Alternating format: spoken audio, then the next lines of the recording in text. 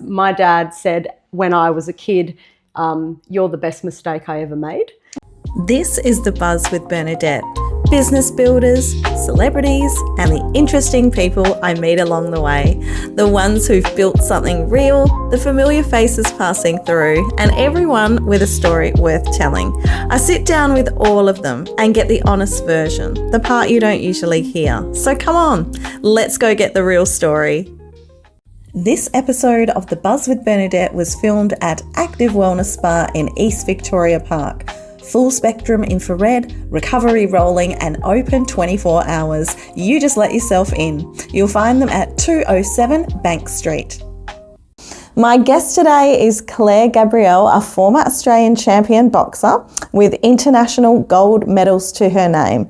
She was a week out from the trials for the London Olympics, the first games ever to let women box, when an injury took the whole thing away.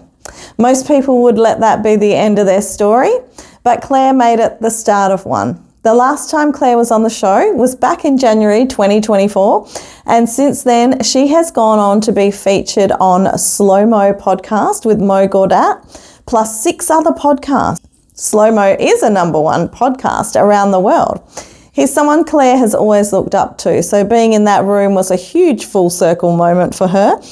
In this episode, we get into the real version, not the highlight reel. So let's get into it. So Claire, welcome back to The Buzz with Bernadette. Thank you for having me again. Oh, it's so good to have you back. So for anyone who missed last time we had Claire on the show, it was episode 6, and we mainly focused about your boxing career back then. So give us a little recap about that. And then we're going to really move into what you're doing now. But tell us where it all began.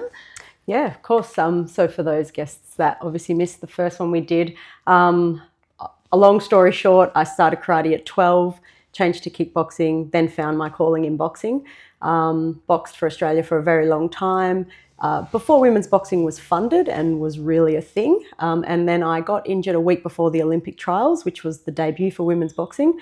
But you know what, it's made me who I am today, and I would not change it. And yeah, we also spoke about just obviously the issues I had with food and dieting and self-worth. And yeah, just not feeling enough, which is hence why I'm doing what I'm doing today. Exactly. So then that brings us, so that was 2024. Now, 2 years later, I feel like, well, watching you on socials and that, I've seen your business really grow. Tell us what spaces you've moved into since then. Because I know you've been training one-on-one, you've been boxing, like training people, coaching people. So tell us where you're at now with... Sure, yeah. So Glove Up is the name of my business that a lot of people don't know. I actually registered as a business name in 2007 while I was still traveling the world and fighting. It was just literally a name that meant put your gloves on, and it was the name of my PT business. So just before we met in 24, I actually rebranded and changed the logo. We just had this strong emphasis on the G, which to me at the time meant so much more than Glove Up. My surname's Ghabrial. Growth, gratitude, and just the slogan to get out of your own way, which is what I guess I did, because I spent so long in that period where I wasn't boxing, basically telling myself I wasn't good enough, I wasn't enough, and really just in my own head. So when I rebranded, I actually had no intention of launching clothing. That just happened. So we met in, I think, the January, and then by the April, I had kind of launched a product, which I think just started as merch. My clients were buying it, and then very quickly I realized I was building a brand. So today I'm still coaching one-on-one training clients, but I've also entered the space of mentoring some of the young athletes around. Through Glove Up, I now have an ambassador program, which is not limited to boxing. I just find obviously that's heavily where the space is at the moment, because I lived that path. I'm able to help some of these young athletes be that role model that I never had. That's right. So when you came up, you had a mentor? No. So I had nothing. Literally, we didn't even have funding. And I think the whole point of me getting out of my own way was actually owning my story. And ironically, that's the O in Glove Up. This year I've turned it into an acronym. Yeah. And building more around what the brand actually means to me, with the goal to inspire anyone and everyone to just believe in themselves and literally create the life that they want. I think as humans and in society, we spend so much time in our head overthinking everything. And half the time you'll actually find what you're thinking isn't even true. No, that's it's just exactly a thought right. you've had, and therefore you build your entire reality around it. Like for me, it was, you're a piece of shit, you didn't get to the Olympics. Yeah. No one's going to listen to you. So that's what I told myself for so long. Yeah. And I believed it. Yeah, but someone else might be looking at you like, wow, look how far she's come. Like, she nearly made it. Like, you know, you just don't know. But you don't. And that's the thing. You literally have tunnel vision. Yeah. And it's like you fixate on this one thought. And the lady I worked with when I did eventually hit rock bottom, she actually taught me one of the sayings that I use today is, who said? And I love that so much that I use it with my girls and boys that I mentor or anyone, and even clients today. It's like, I'm so fat or I'm so unfit. It's like, who said? Yeah. You said. You're the one telling yourself that. It brings it back to you, because then you go, oh, shit, I said that. And then the next question is it true? Yeah. And so just really trying to unpack, you know, I guess people's why they're thinking the way they think, why they talk to themselves the way they do. It all stems obviously from where we come from. Yeah, when we get to the crux of it, like, you know, why am I thinking that way? Then do you think it becomes easier to solve that problem? Of course, when you work out your why. Yeah. So for me, and again, I'll go personal. Obviously, I've said this on multiple podcasts. My dad said when I was a kid, you're the best mistake I ever made. Now, obviously you go, but then some people have gone, oh, that's beautiful. Yeah, but I think, as a teenager, I heard that. And so automatically to me, that translated into you're not good enough. Right. So watching back and reflecting my entire life unfold, like after the injury, was an opportunity for me to really peel back my layers and understand my why, who I was and why I was that way. And it was just my version of me, which was my ego seeking validation. Yeah. And I think the most important thing that I've learnt out of this whole journey is I don't need validation from anyone or anything.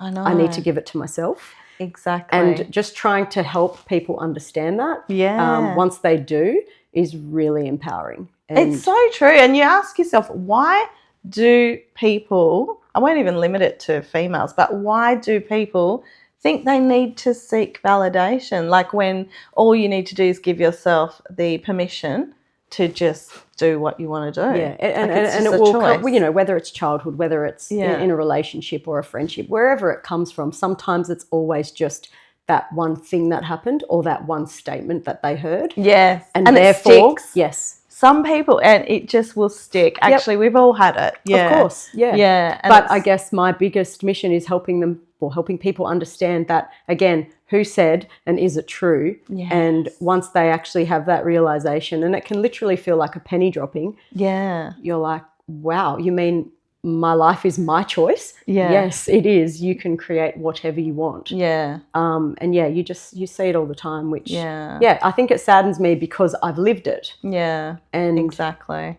You have to go through it though. You actually have to understand it, unpack it, and go through it to come out on the other end. And I'm not saying it will happen overnight. You've got to do the work. Yeah, exactly. But yeah, just understanding who you really are, like not the masks that we put on and the hats we wear, like the mum, the boxer, the wife. That's like, who are you? Yeah, they're just your labels. Exactly, because like as you said before, like if you lose that identity, then who are you? What do we have if I'm not the boxer? That's exactly. If I'm not the model, if I'm not who, what have I got to give someone? And then just realizing that you just are enough, like being who you are. Yep. Your shining personality. Yeah. And but and I think that was my biggest problem, the whole identity crisis was, who am I outside of boxing? It's all I've ever known. Yeah. From 12 years old, I started martial arts until just before I turned 30, which was when the 2012 Olympics. There you go. If anyone's good at maths, they've just worked out my age. I won't be saying anything like that. No, it's all good. I love it. I feel like my life's only just starting in my 40s. It's so true. Yeah, it feels like the whole second chapter. Of course. It's amazing. Yeah. It's actually brilliant. So then you realised that, you not getting the mentorship that you needed. Do you think that's given you a better understanding of what people do need? 100%. I really feel like it's so true. Literally, I used to say I thought I was put on this planet to box. Yeah. And although, I was pretty good at it and I loved it, I still love it. I still love it. And I still love hitting the bag or hitting the pads and being around it. It's part of who I am, right? But it's not who I'm defined by, right? Or it's not what I'm defined by. But just, being around it and helping a lot of these young athletes and, like I said, just everyday people, whether it's clients who are struggling with something at work or in a relationship, just helping them unpack some stuff and really understand. It's so true, isn't it? Because everything's really like linked, Even through fighting or boxing, you can, really determine someone's personality, strengths, weaknesses, and how they relate back to their everyday life, I feel like. You get a real understanding of a person. So, I think that's really, really interesting to see. But when you're starting off, like, doing your merch, was that daunting for you? And, like, because often when we start these things, like, we might not have a computer knowledge background or, like, how do I start a website? It's not like what you do every day. Like, it's out of your sort of, what you know. So did you have help setting stuff up like that? So originally, the girl who created my logo back in 2023, she was a girl I met through boxing. She had her own business called Social Punch, and it was literally helping, obviously, for branding and social media around combat sports and brands and athletes. And so we connected at a tournament when I actually was fighting again just a few years ago. And I reached out to her one day and just said, what exactly do you do? And so she's the one that created the logo and she actually helped me launch the first few products. And so I actually flew to Adelaide a couple of times and did some workshops with her. It was her that said, okay, now it's time to separate. Because my Instagram handle was actually Glove Up, Punch Your Fears Away, which was my tagline. And that was everything on the one page. And she's like, I know you're not going to want to do this, but you have to separate them now. Like, it's time for the brand to stand on its own 2 feet. So I flew to Adelaide and we did a full day workshop together. So she was the first person in my corner. She did my first photo shoot when we first launched the winter range in 2024. And we still are in contact today and we've actually become really good friends. And then moving forward, I've had obviously a few different videographers here in Perth and photographers. And then I also used Yaz, who you've had on your podcast, who owns Cacao Collective. I actually did a business coaching mentorship with her, and she helped me understand and kind of dive deep into the back end of my Shopify and e-commerce because yes, I'm 44 and I did not grow up in an era of technology. And although I'm okay, there's so much always so much we can learn. So much I don't know. And now you bring in AI and it's another whole ball. Like when we did the podcast last time, we didn't really hear about AI, but now between Yaz and Lloyd, who owns Ludio X, they've both helped me understand a lot about business, AI, what it can and can't do, obviously. And I feel like I'm using maybe this much of it. I'm yet to kind of. So all in good time. I actually love that Glove Up is growing organically. And, I love being part of the community and being at events. So I've flown to Adelaide twice. I've sponsored one of the tournaments and I get to watch the young boxers, up and comers. How satisfying being able to sponsor. And then I get a pop-up store and I was just there in May for a 3-day pop-up store and I love that. I don't want to ever lose that. I know there's goals to be a global brand one day and obviously help inspire as many people as possible, but I don't want to ever lose that face-to-face value because to me and obviously my generation, that's really important to me. And I feel we can get kind of caught up and lost in this tech world. I think human connection is probably one of the most important things. 100%. And loneliness is probably one of the worst things. So to feel part of something and connected is really important. It's so important. And that's why you build community with what you do. And I feel like human connection is going to be one of the most sought after things in the years to come. So yeah, 100%. Just to feel like people belong somewhere, Yes. whether it's to any community, like it's just going to be something that either we're going to eventually pay top dollar to be a part of, because we're slowly losing it as each day goes on. So I think with what you do as well, just being able to be in contact with people on a daily basis is really great. And it's wonderful to be a big worldwide brand and everything. But if you can bring it back and still keep that to some degree, that would be amazing. Yep.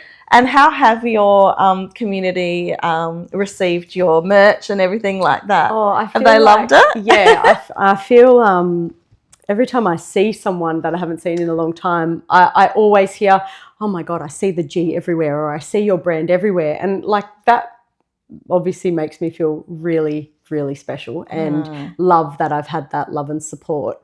Yeah. Even it's starting to kind of branch out to people that I don't even know, which obviously is every brand's goal. Every brand's dream. But like I said, I love the face-to-face. And right now my biggest sales are actually face-to-face when I have my events or when I be part of an event. For me, it's all about giving back too. I understand making money is important and that's everyone's goal. But the whole mission behind it all was to be able to eventually sponsor athletes financially. Right now, I'm sponsoring them with product and I have an ambassador program. So I'll gift them products and obviously they make content for me. But I also am there for them if they need any support, whether that's mentally, they need someone to talk to. I'm always just a message away. And I get to do that at these events. That's so important. So I love that. And I love the fact that there are a handful of people, well, more than a handful, should I say. There was a 10-year period where I was out of action. Yeah. Obviously being in my own way, where all these young up-and-comers weren't even born when I was boxing. I saw your reel the other day. I know, that was funniest. Legendary. I know, Michael's 19. And oh my gosh. So we thought, I was just recently in Melbourne and I did a photo shoot with some of my young ambassador girls, and then we created a little bit of content together as well, because it's fun. People don't know who you are in the space, and then there are people who do. And I love both. There was one kid a few years ago came up to me and was like, oh, Mum, can I get a T-shirt? And he had no idea who I was, but he just obviously loved the brand, loved the G, loved the T-shirt. And he said to me, do you box? And I said, I did, sweetheart, before you were even born. Like, he was 11 and he's just a sweetheart and such a good little boxer. Like, the youth weren't really a thing back in my day. You know, there wasn't very many kids boxing, whereas now you go to the club champ. Yeah, the youngest is 10.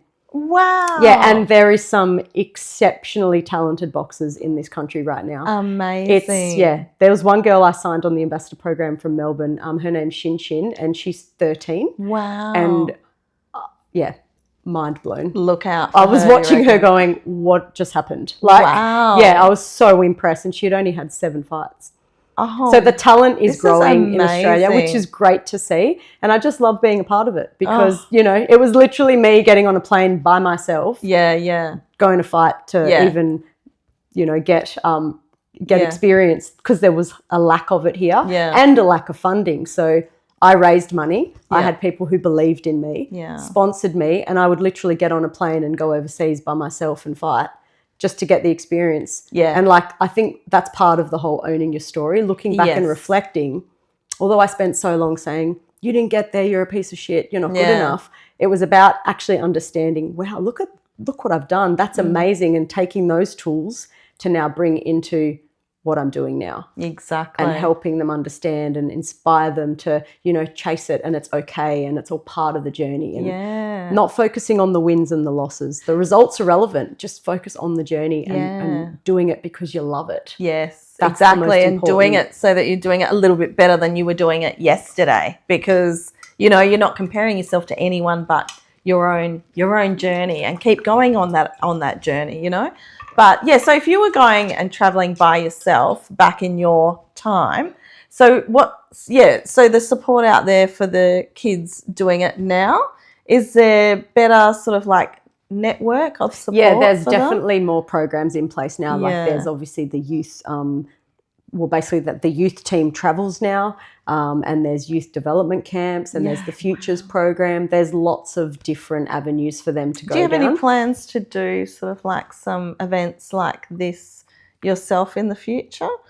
To actually like run a training camp? Or maybe some events. Yeah, oh, look, I have actually been approached by a couple of gyms, and I actually had one booked in to do a female workshop. But unfortunately my mum wasn't well and I had to fly back home. But we will be rescheduling that. But 100%, just to be still around and part of the community, and actually just share some of the knowledge that I have. And I'm a massive believer, boxing is definitely full of egotistical people, right? It's a very ego-driven sport. It's a very male-dominating sport. But obviously the women are really showing up now. Like, we've got some incredible female athletes around the world, but even in Australia we've produced lots of world champions, and one of the girls I'm mentoring is actually she's at the Commonwealth Games right now. So that's really exciting. Wow. And wow. And Keisha, bring home your gold. Yes, that's amazing. But do you think they still bring about that ego, or that they bring it in with a bit of softness to it, or?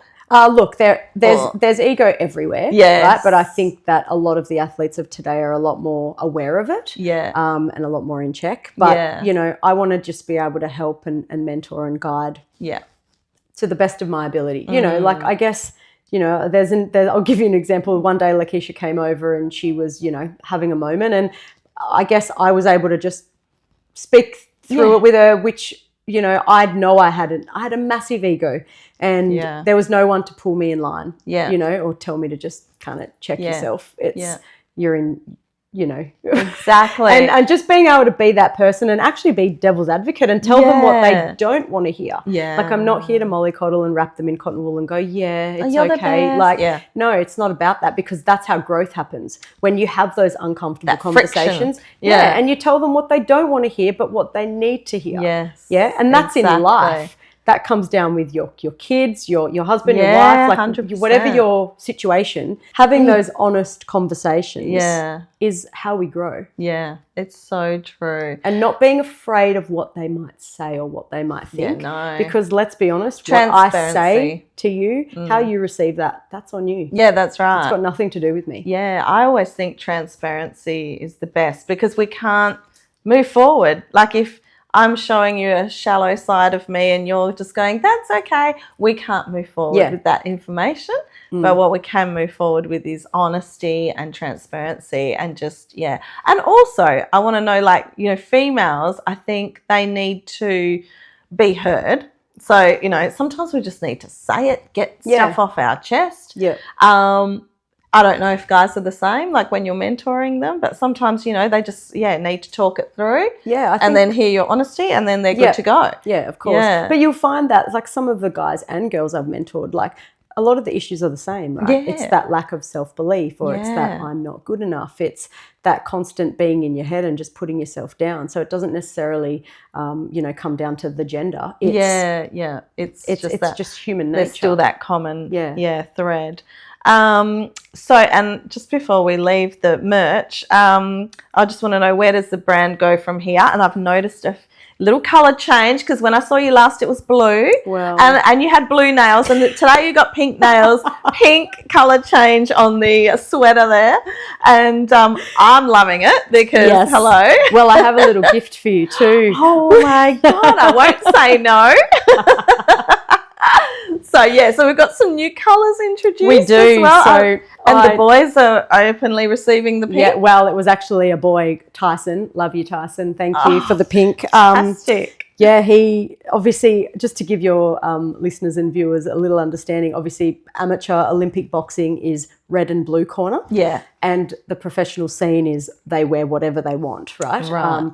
So when I launched the socks, I launched a red and a blue 2-pack to represent red and blue corner, that the fighters could match their fight kits. Yeah. And although it wasn't just boxers wearing them, they're actually, not just saying this, but they're the most comfortable socks ever. You'll see. Wow. Do you like my little pitch there? Yes. I like your little leeway in that. So Tyson and Holly are both professional boxers here from Perth, and were both wanting to match their fight kits.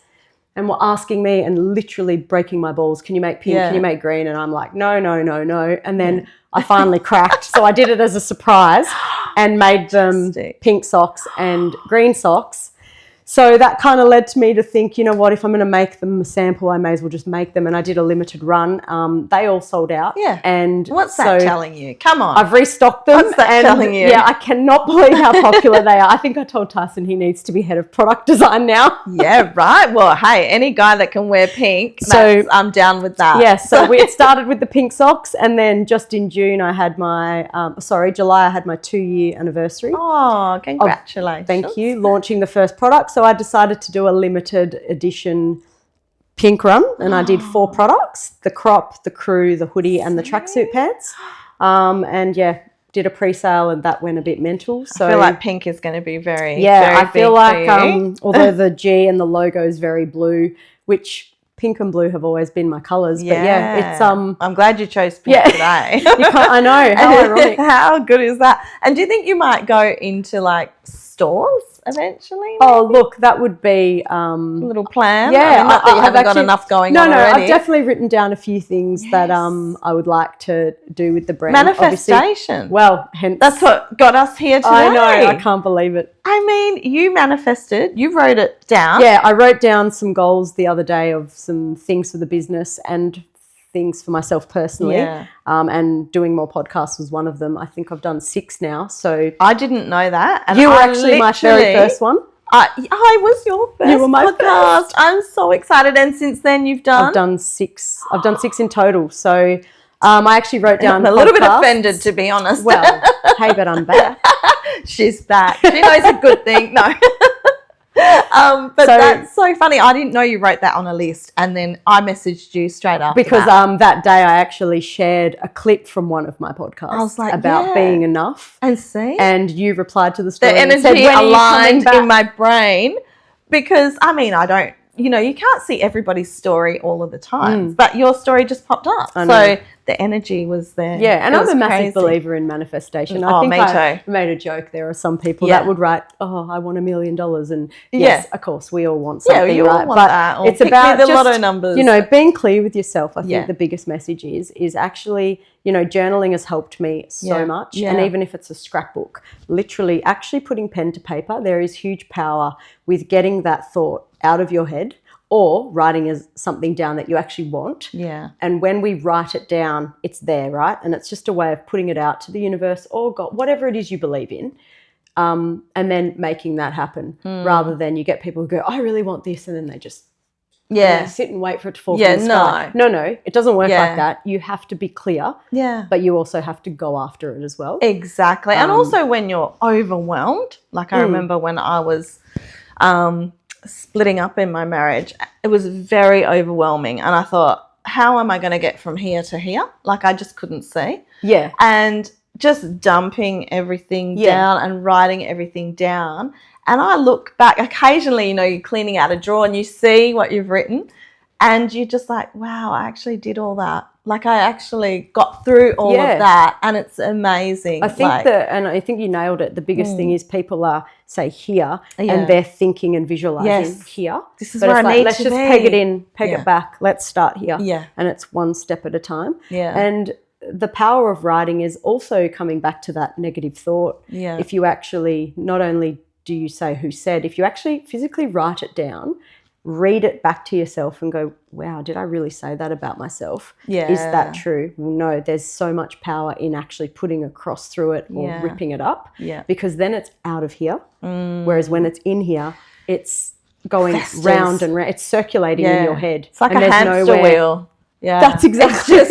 Just like, and you do your head in, and it's like, you just, it's so healthy. So get it out, literally. Get it out. Yeah. Get it They out. always say that as well. Like even if you've got things to say to somebody that you don't, or you're non-confrontational and you don't want to say it to that person, even just write it down and burn it. Yeah. If that's, and apparently that helps as well. And if every single one of your viewers and listeners actually ask themselves to find a time where they did actually say it or write it out, how much better they feel, because I believe that, trauma lives in our body. And so if you have something brewing inside of you, you need to let it out. Otherwise, it's going to come out in your skin, in your your body. So true. It's so true. Your whole body, your skin, it shows everything. It shows all the secrets. Yeah. So let's get down to you as a person. I want to know, like, what a normal day looks for a healthy person like yourself, who obviously training is your number one thing. Well, it's actually not. It's not. Yeah. Ironically, I've actually just come off an injury. I've had a dodgy hip for the last 4 months, and I've actually just started training the last week. Wow. But you know what? I think that's really important, and let's touch on that because had I not been okay mentally, not being able to move physically, I would have been a mess. I know. And I feel that this is a really important thing to touch on, that so many people are overtraining or they're training for the wrong reasons. Whereas, again, even with my clients, like I've had clients walk in and I'm like, oh, no, you do not need this today. Like their cortisol's through the roof, they're stressed. It's like, let's go for a walk. And it's just understanding and knowing what your body needs. Whereas for most people, doesn't matter how they're feeling or how stressed they are, they're going to go smash themselves. And then your cortisol will go through the roof even more. And it's just understanding what you need and when. So true. Because I find there's actually more. I'll give you an example. I asked someone one day, what did you do today? And he said, I went for a 10K run. And I said, oh, awesome. And he goes, I go every Saturday. And I said, okay. And what happens if you don't? And he goes, oh, I tell myself I'm a fat for the rest of the day.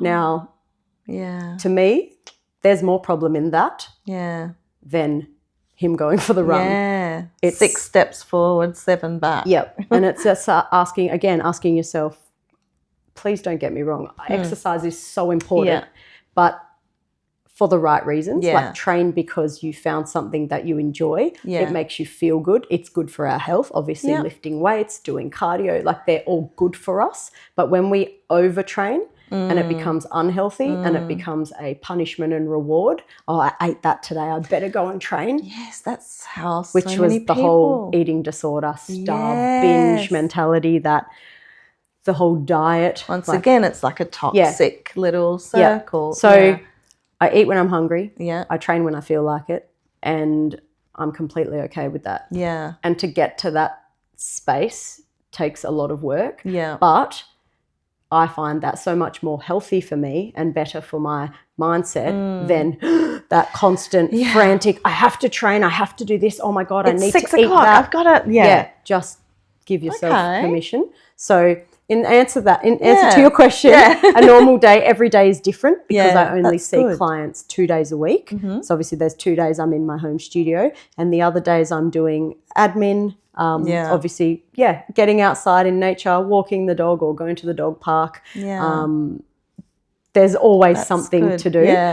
But I feel like I'm on my laptop more than I ever have been because of the fact that I'm doing something new now. And obviously, creating a few new things, which are exciting to eventually launch. But I'm just growing Glove Up and still so in the gym a few days a week. That's good that you don't stress like that. You have to like every day you got to do an hour in the gym, this, that and the other, which I guess people would expect you to say. So whether even if you change it up, if it's just walking, but I guess, and you do feel good because I'm in that position as well. Like I'm on a laptop pretty much nearly all day and I'm starting to feel like, it's, you've got to, and I don't want to say counteract, but you've got to like do something. You've got to be active. You've got to get up. Of course. It's just balance. And that's the thing. Balance, although I might not be, physically training as in running, lifting weights, I think the most important thing is just having that balance. And so I cannot sit for too long. Like after an hour or two on my laptop, I might need to just get up and go outside and get some fresh air or, go for a walk and get a coffee. It's just mixing it up, mixing up your day. And obviously I'm extremely grateful that I have the flexibility and the lifestyle to be able to do that. And you'll walk to go and get that coffee though too, won't you? We have a machine at home and I make my first one at home in the morning, but if I'm going to have another one, I also love to support local business too. So I'll go for a walk to any of them. Like Yeah. I'm pretty blessed. There's lots around. Yeah, and it that's depends right. how far I want to walk. But Exactly. I just think it's hitting two birds with one stone. I might listen to a podcast or listen to some music and just get some fresh air. And do you wear a sports watch? No, do you know what? I wear an Apple Watch, Yeah. but only when I'm working because I use it as a stopwatch. Ah. And if I'm running, I use it for like just the Nike app. But it's funny, I've never tracked So you calories. don't track steps? No, only people like me that don't walk enough track the steps, and that is so true. So if you know you're already doing it, you don't need to track but that's it, the thing. do you? I might not. I might not hit 10,000, which is apparently That's the right. golden number. But yeah, and I where don't did know. this number ever I know, come from? and is it even with true? the calories, like one of my clients put her watch on the other day, and she's like, "I want to know how many calories I've burnt," and I'm like, "Why?" And again, she's like, "Oh, because I want to know," and I'm like, "Okay, but I guess I need to know." yeah." And it really comes can down to relate this to whole her. control of. But so you're right. Let's say you have a killer workout. And you don't quite hit the calories you expected to what are hit. you going to do? Does that mean that workout was a waste? No, it's not. You still did it. And I think that's the problem. You'll then focus on what didn't happen. I know. I didn't quite hit 350 or whatever, and then you'll do your own head in. That's why you said before it's so important. The work, it takes a lot of work to get there. Yes. Like to build that strong foundation. Yeah. But once you're there, it's, to have so that much healthy more relationship. peaceful too. It's like I know. calm. And I can hear the peace in your voice, and I'm like, I can see the top of the mountain. How do I get there? I just want to get One day at a time. Yeah, one day at a time. One So day where's at a a really time. just a really simple, people listening, like, I just can't do this. Like just a simple place to start. Right. Yeah. Yeah. Right. Start writing. Oh, okay. See, we can all do that. And it's free. You know what I mean? Yeah. Some people might need a coach. They might need someone to hold their hand along the way, and that's okay. But I guess at the end of the day, the biggest thing that my coach helped me understand is that I had the tools to do it myself. Yeah. And it's just having that self-belief, self-awareness, and also being honest with yourself. Like yeah. I know I had an eating disorder. I know I overtrained and I had that starve binge mentality with food because I was in a weight category sport. Yeah. Yeah, it was toxic. Focusing on. So it doesn't matter who you are and where you are in life. It's just like, get a piece of paper, get a pen and write down, start with 3 things. Write 3 things down that you want to do or you want to change and start. Yeah. It's as simple as that.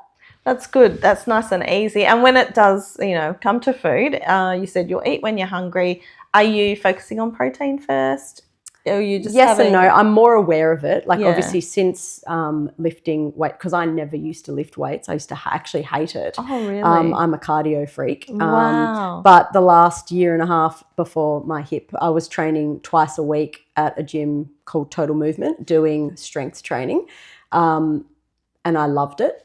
I actually learnt to love it. And yes, obviously I was craving a lot more protein and know that I needed it too to fuel my body after. It's funny. And then obviously, hurt my hip and just lost my appetite a little bit because I wasn't training as much. But don't get me wrong, I don't starve myself. I still eat. Yeah. But you're just mindful of balance. Okay, so let's move to where we're going, looking ahead in terms of brands, coaching, everything like that. Have you got some exciting things that you're looking forward to?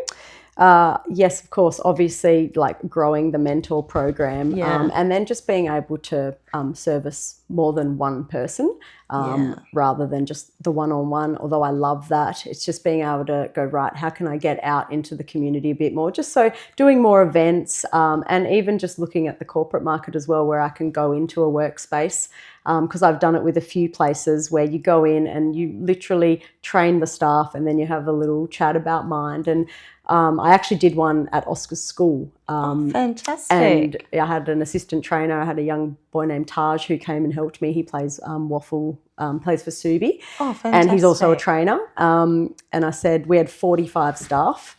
And so we split into 2 groups. And the best part is that no one knew what they were doing. They were told by their head of junior school, 2:00 in the hall, wear activewear. So when they all walked in and saw all the boxing gloves and the pads, their faces went white.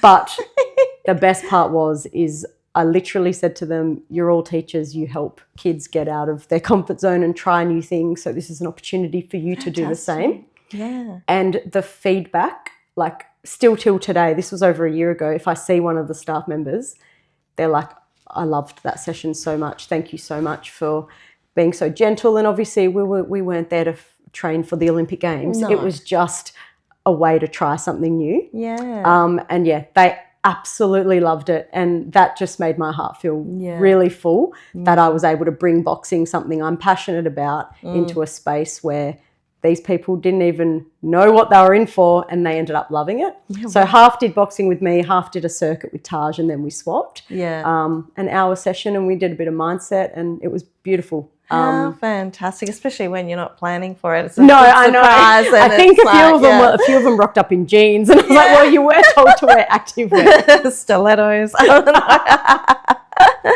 That's good. And so we want to concentrate more on maybe some corporate, maybe some more mentoring, group events, which I think is a really good thing to focus on now, because I mean, I feel like that way you're obviously going to reach more people. Yeah. And you'll still be able to get that sort of one-on-one interaction. And you'll still be able to touch people in a way that's like, you can do even groups of 10, 20 and still have that impact, I feel. Of course. And I just think, obviously my mission is to help as many people as I can, literally get out of their own way. And that's, if you don't mind me saying, at the beginning of this year, I actually turned Glove Up into an acronym of what the brand actually means to me and what I want it to mean to everyone, because I don't want people to think, oh, Glove Up, gloves, it's just boxing. It's actually the boxing and the clothing have nothing to do with it. It's just part of it, right? Yeah. But it's get out of your own way, love yourself, own your story, validate yourself,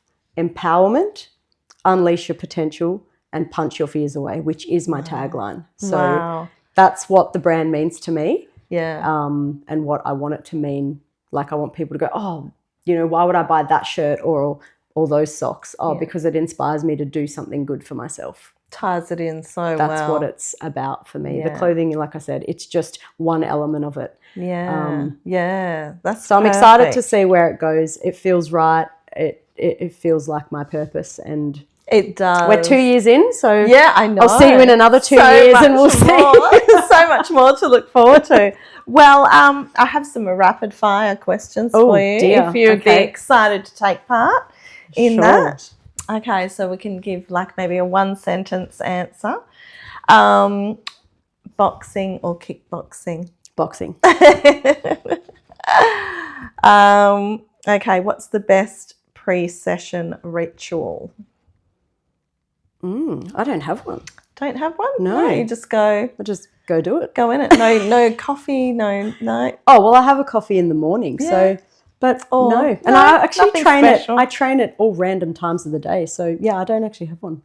Okay. Is there any common phrase that you find yourself saying to new clients? Yeah, get out of your own way. And who said, I guess. Do you have a favourite way to punch your fears away? Oh, if I'm actually feeling a little off, I just got back from over East, and I think just the travel and being in the car, I literally hit the bag the other day. And because I just didn't feel myself after being away for so long. And I just put my gloves on and hit the bag. And I know not everyone has access to do that, but obviously if you have someone that can hold pads for you or just find that outlet. Release? I don't know, it does something. It's just, it releases something that no other exercise does. And that's why obviously punch your fears away or punch anything away just makes you feel so good. Yeah. I even used it with my son one day. Yeah. He was really angry about something, and I actually said to him, I understand you're angry and that's okay, but it's not okay to take it out on anyone else. Yeah. I said, go hit the bag. Yeah. And he did. And then I went and checked on him a few minutes later, and he was like having a hit on the Boxmaster. It was so cute. But I'm like, do you feel better? And he's like, yeah. So it's, I don't condone violence. Yeah, no, hey, but that's hit different. The bag. Yeah. Or hit the Boxmaster or whatever you have. Yeah. I always when I lose my temper a bit, I actually do the best housework I've ever done. The best cleaning I've ever done. I was like, why does it have to come to this to me to clean really good? Okay, and then finish this sentence. Glove Up in 5 years is? A global brand inspiring everyone to get out of their own way and live their best life. Wow. You know your manifestation, you know where you're going. That's so clear. Yeah. That is one thing. You've always been very clear about your message and where you want to go. Well, I've loved chatting about this. Has been a really great chat, and I feel like it's been more on a personal level as well this time, which has been really great. And it's been really good to have you back on. Thanks for having me wonderful. again. And if you're listening, please hit the follow button. And if you're feeling extra generous, give a 5-star rating if you've loved Claire's story today. But until then, I will see you next week.